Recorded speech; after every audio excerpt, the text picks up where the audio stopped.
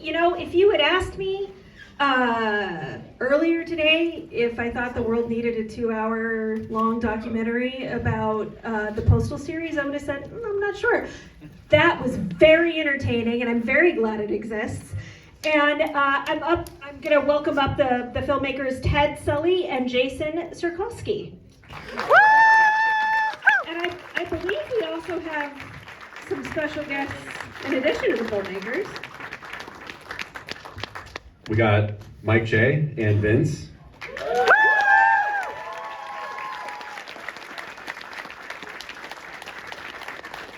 Thank you guys for all coming out. Much appreciated. I'm a lifelong Arizonan and damn near a lifelong video game player. Did not know Postal was a piece of Arizona history. It surely is. Yeah, it was born out of Tucson, Arizona. So I know that goes against a lot of you Sun Devils out there, but yeah, bear down. I worked with the film school at Arizona State University. I'll have you know. Thank you very much. No, I'm kidding.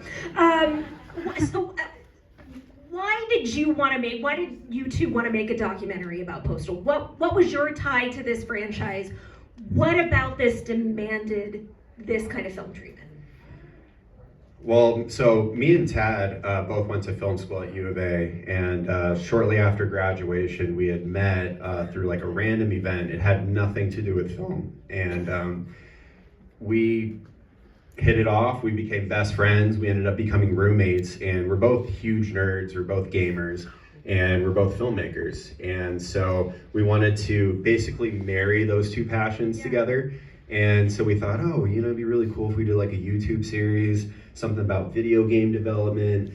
And at the time, I was hanging out with one of my friends, and I mentioned to her, oh yeah, we have this really cool YouTube series idea where we're gonna make a cool video game series on YouTube. And she was like, oh, I know some video game developers. I'm like, oh yeah? And she's like, yeah, they live here in Tucson. And sure enough, it ended up being Mike J and Vince. And she passed on a phone number. Me and Tad went to grab ramen with Mike J. I think Vince was out of state at the time, traveling. And Mike J told us this verbally. He gave us an oral history of the 25 years of Postal, and we were just mind blown. We just couldn't believe the story that they told. And, you know, for those that aren't like hardcore gamers or avid gamers, you know, some of this might fall out of the realm of being fascinated, but there's quite a bit here for like an average gamer to be like, oh my goodness. I think it's a very human story, even without the gaming element. Like they said toward the end of the movie, this is about a band of misfits and outcasts who are finding community with one another in this very silly, violent thing that is all fun and games, but that society took too seriously, it seems like. No, absolutely. And initially we were just blown away by the controversy. And hats off to Tad over here, actually. He humanized the story by kind of digging a little bit deeper on that level. And that was kind of like the additional step that we took to make it a story that was beyond just appreciating it beyond a gamer. So definitely. Yeah, no, I mean, editing this project was crazy. I mean, hats off to our girlfriends, Alondra and Jessa, for putting up with us for 5 years, for editing this all night long. There's just so much story to go through in 25 years, and to our families as well, and to our friends. I mean, this wasn't just a sacrifice on us, it was a sacrifice on our friends and families, because you guys didn't see us for that amount of time. How long did it take you from start to finish for this movie? It's phenomenal. It's so well put together. I didn't feel like there was a wasted minute. It's 2 hours long, and I didn't feel like there was a wasted minute. How long did it take you to do this? Yeah, that's a great question. We spent really 2 years in post-production. We started 3 years. Yeah, you can see how long it took. I forgot. I basically have a bunch of brain fog because this movie consumed my life.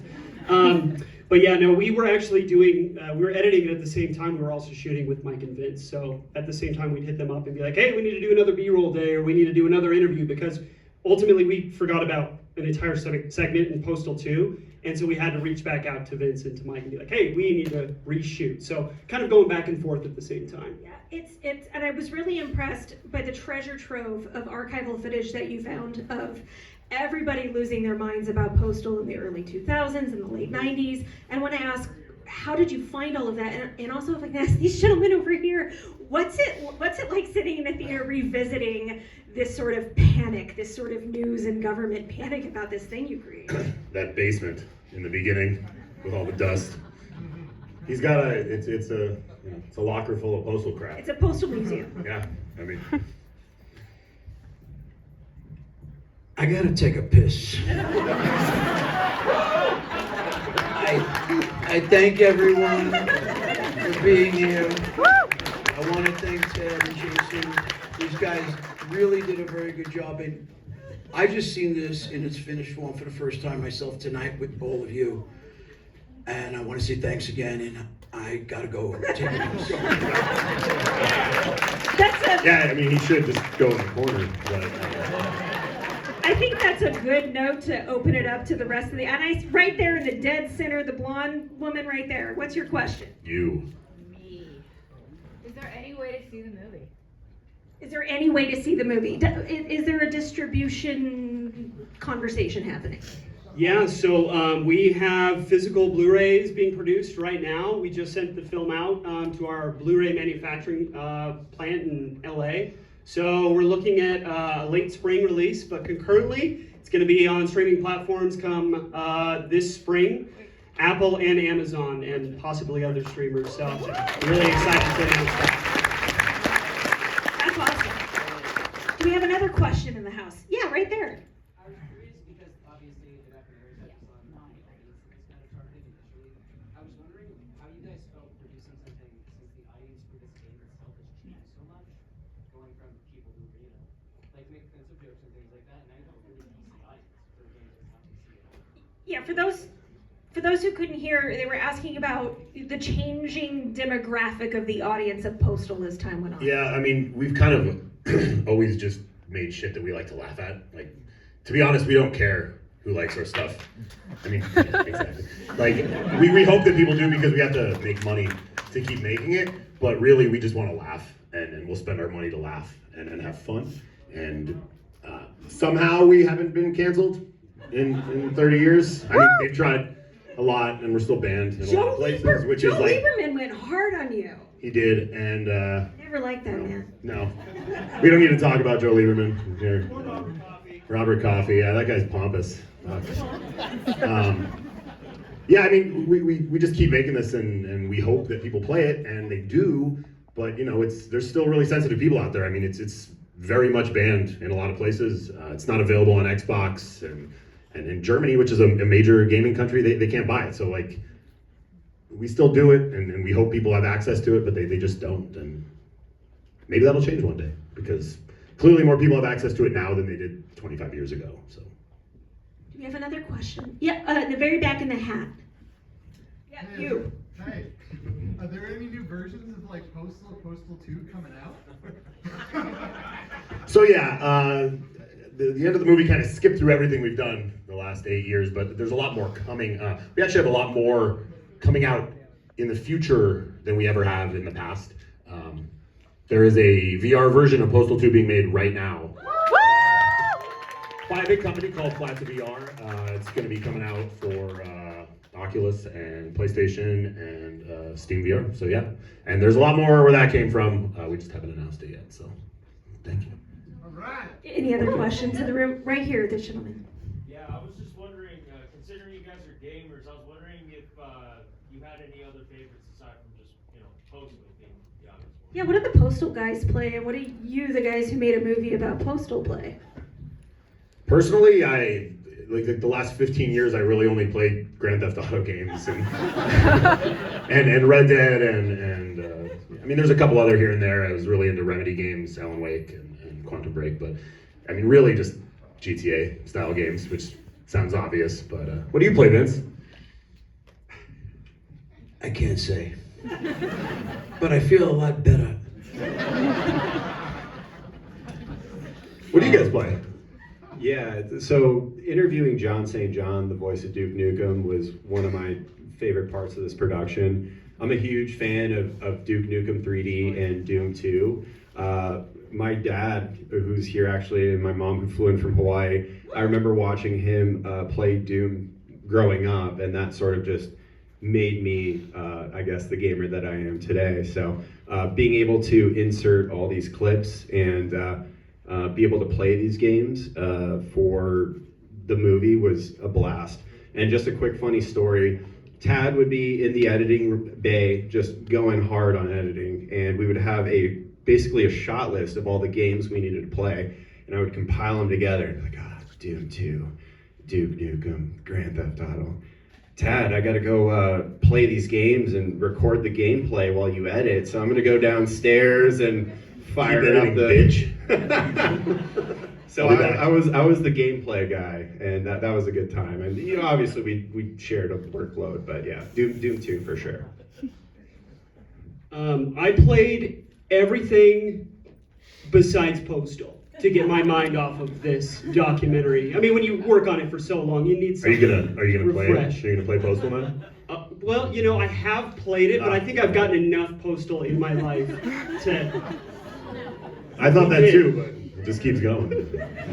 We did love, me and Jason have a fan for Dreamcast games, so we like older games, so maybe that just shows our age, but yeah, we trauma bonded over playing Dreamcast and Nintendo 64, so we had a pretty good time with that. Do we have another question in the room? Yes, right there in the center. So I know that Postal 4 was kind of the turning point where you guys, like, your redemption arc basically was completed. But I'm curious how Postal 2 Paradise Lost played into that. Like, why did you guys develop that? Like, in a nutshell, like, how did that come to be? So she's asking how we got from, it said 9 years later in the movie, so Yeah. I'll give you like a quick rundown of what happened in 9 years. So Postal 3 came out, total trash, could have killed any company on earth, not us. Shortly after that, in 2012, we got Postal 2 onto Steam, which is obviously the largest platform on the planet. It sort of rejuvenated the brand. We put a little team together that helped fix the game, put in Steamworks, and we were selling more copies than we had ever dreamed of, actually. And so we got this team of modders, like just people that had modded Postal 2 in the past together, and we started working on an add-on for a 13-year-old game, and it came out to rave reviews on Steam. It was like the top-rated DLC on Steam, probably still. Sold well over 1 million copies, and from there, we made a remake of Postal 1, Postal Redux. We worked on a VR title that never came out, and then we started working on a remake of Postal 2 that sort of became Postal 4. And so yeah, there's no compelling footage, so I can understand why it said 9 years later, but yeah, that's kind of where it went from Postal 2, Paradise Lost, Redux, Postal 4. Right on, thanks. So can I ask, how did you two gentlemen approach these two gentlemen about being in this documentary? And were you on board? I mean, everybody in this movie seems so game to be here. Did you find that people were enthusiastic to do a documentary about Postal? Absolutely. I think one of the great things about working with Vince and Mike is they were an open book.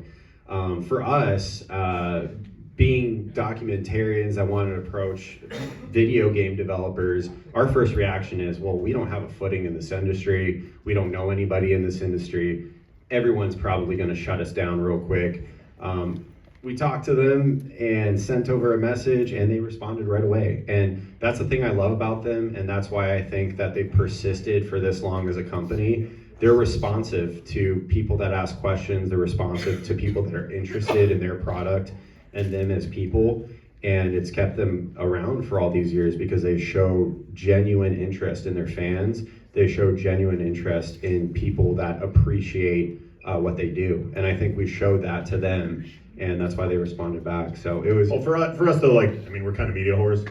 You put a camera in our face, we're gonna talk. But you asked earlier, how does it feel to see this, right? So this is my life, okay? This has been my life since I was 20. It all has happened so fast. You don't really think about it. You're telling the story. People are kind of laughing when you're telling them, and you're like, it's really fucked up. It just keeps fucking up. And then you watch it on film, and you're like, wow, it's really crazy, actually. This isn't the first time we've seen it. This is the first time we've seen the final cut, which is beautiful. But when I first saw it, I was like, that's a lot. That's a lot. A lot happened in my 23 years, but it really is his life. So. Beyond the obvious thanks to these guys for making a great film and for all of you coming out, the one thing I'm looking forward to is pissing in VR. Woo! Yeah! And thanks to Eric and his team here from Flat to VR, that's going to be a reality. And over the past so many years, we do answer all kinds of communications, from even phone calls and emails and social media. And a driving theme is constantly, I want to piss in VR. Yes! Thank you. I'll confirm that that's probably the #1 request I get. Like long before we were doing the VR thing, people were like, we need this in VR so we can pee. We're gonna make it happen. I feel like I'm missing out as a girl who can't be Well, you'll be able to play VR soon. I'd like to be included. We have time for 1 or 2 more questions. Do we have any more questions? Yes, in the hat right there in the front row. Yeah, regarding probably least favorite Postal 3 development memory. Least favorite Postal 3 development memory, the day it came out. We went to it had been in hiatus for a few years, and we were like really banking on it being canceled. Like Vapor, you don't want to have Vapor, especially like a main title like that. But at that point in that, I don't know what you want to call it, development life cycle, we were like, please just die. And they invited us back out to Russia for what is now the last time, for a show called Egro, and they were showcasing it in its final form, and we really hadn't seen it. And so we're at this show, and they serve alcohol everywhere there, and the media was interviewing us like crazy, and we were watching this like piece of shit. And they're asking us our honest opinion, and we're like, this sucks. And little did we know that was gonna make the cut of all these interviews. And so when those interviews came out, the team at Kella was like, what the fuck did you guys say? Because we were in these like little interview rooms just trash talking this game, thinking we trash talk our own stuff. Like, we're very self-deprecating. It's kind of how we are. They are not. And they're very literal, and especially in another language. And so when we're sitting here going like, this sucks, you should play it. It didn't translate very well, and they were really pissed off. But like, then the game came out, and it really sucked. And it kind of put their company out of business. So yeah, that's my least favorite Postal 3 development memory. I don't have any. All of it. We have time for 1 more question. Yes, right there. This is a question more for the producers. After 5 or 6 years, right, going through this whole process, what would you say is like your biggest takeaway now that you're at the end of all this?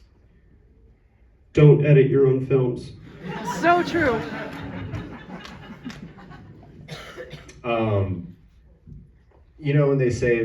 When they talk about working with your best friend and you shouldn't do that, I actually disagree. I think one of my biggest takeaways is I enjoyed working with my best friend. Now, I've gotten to know this dude way too well over the last 5 years, and I will say it's a beautiful thing to be able to make a movie with your best friends, and that just doesn't go for Tad. Those in the audience that helped, there's a lot of you, cast, crew, everybody that was involved in the film. Thank you for being a part of this. It means a lot for you guys to hunker down and get in the ditches with us and make a movie. It's wild. I mean, everyone did it for the I don't want to cut you off, but actually one thing that's really cool about that is you asked like how long did it take? The story was developing while they were editing it. So they didn't just have to go back and find footage. Like Postal 4 came out and kind of got dunked on in the media like we expected, but they had to re-edit for things like that. So like tons of credit to these guys, because it wasn't just editing on historical crap. It was happening live. I got one last question for both groups of you.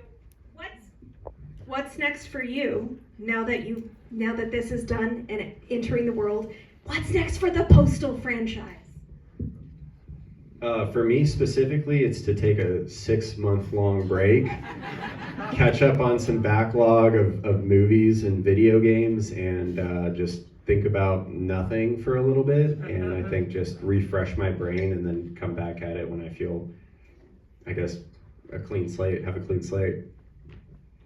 Yeah, for me, definitely need to recalibrate for 6 months, but I think we've gone back and forth on the next project a couple of times. I think we've maybe settled on one about hacking in the video game industry, which is really prominent.